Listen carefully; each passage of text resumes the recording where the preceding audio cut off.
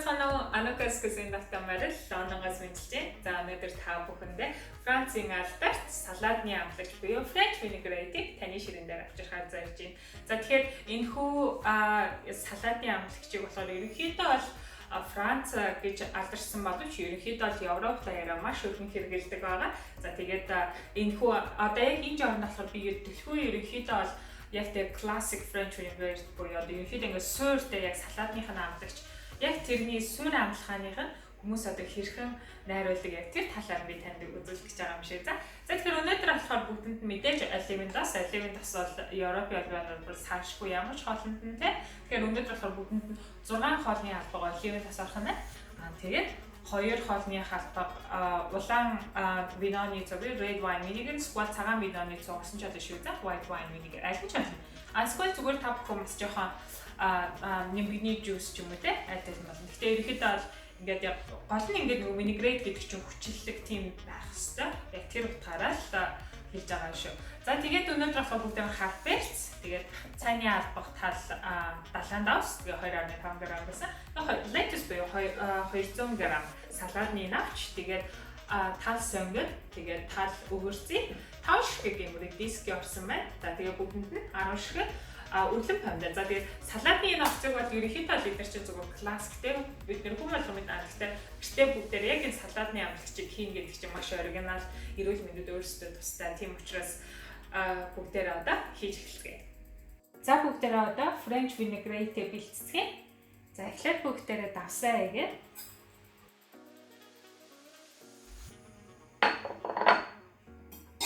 за өмнө дээр бүгдээрээ хэрцээ.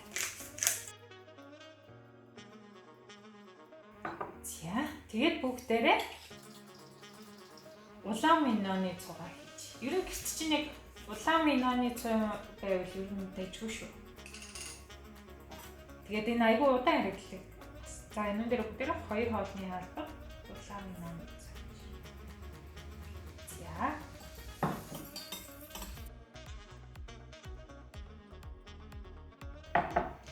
За одоо бүгдээрээ давс чинь хайлангууд бүгдээр одоо 6 хоолны халбаг оливиас. 2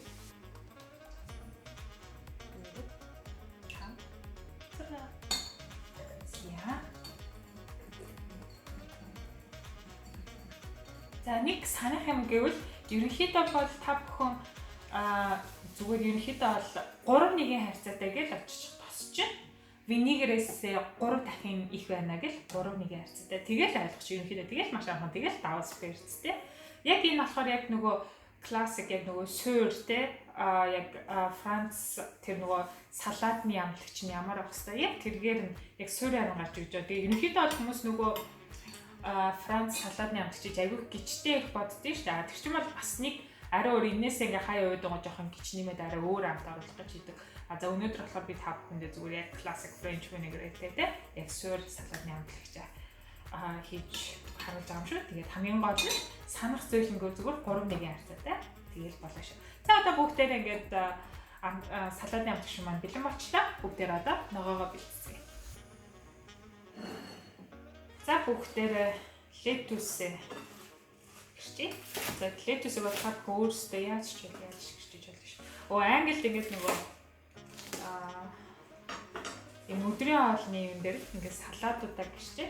Тэгээд ингээд савн дотор яг энэ салаатуудын гоо ингээд хадгалаад дугуйчаад жижигхэн савн дотор яг энэ French vinaigrette соусын тавиад тэгээд бас зарчээ.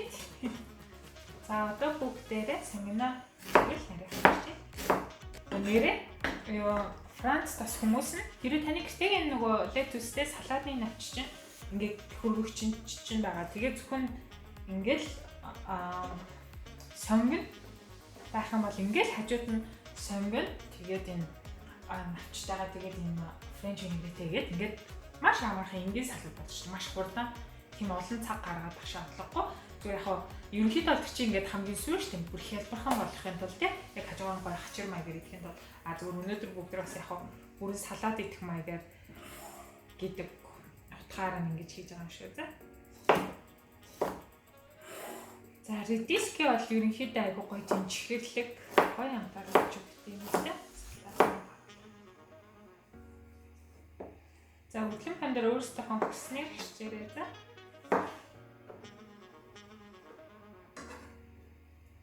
За бүгдээрээ одоо салатын дээрээ French vinaigrette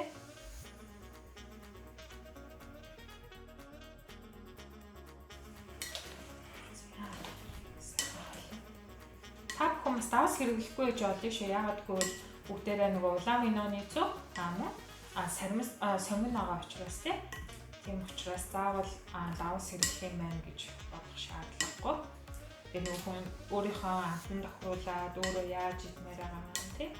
Тэр энийг гоё энэ шинэ жилээр өдөр тутамдаа хэрэглээ. Тэгээд нөгөө зочдтой одоо цагаан сармаар болдгийг шүү. Бууз идсэн нөхдөд энэ чинь хамгийн гол нь тэр доорн хийгээд өгчин. Тэгэхээр муудахгүй хүмүүс тэгээ хоолын шинж гэж ихсэн амар шүү тий.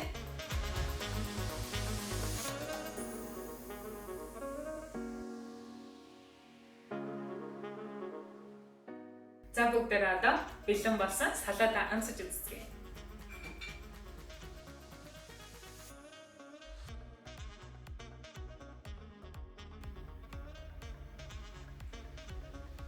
Үнэхээр гоё тийм хүчлэг тэгсэн мөртлөө нөгөө улаан виноны сууч ингээд нэг гоё тийм гоё чихэрлэг маягийг амд оруулж өгөөд бүр супер амтсан. За тэгээд та бүхэн салат бол хүн болгоны өөрийнх нь хүссэн жорой гэхдээ өнөөдрийнхөө зөвхөн жишээс шүү. За тэгээд та бүхэн ч гэсэн хамгийн гол нь нөгөө оливдас винегер гэж 3-1 хязгаар байна. Тэрийг санацсан баг. Тэгээд асуудалгүй шүү дээ. За тэгээд энэ хүү жор таалагдсан бол та бүхэн минь лайк дараарай. Тэгээд дараагийн дугаараар хамтдаа уулзцгаая. Тэгээ мөн миний YouTube сувгаараа subscribe дарахаа мартаа. За тэгээд натамтайсан баярлалаа.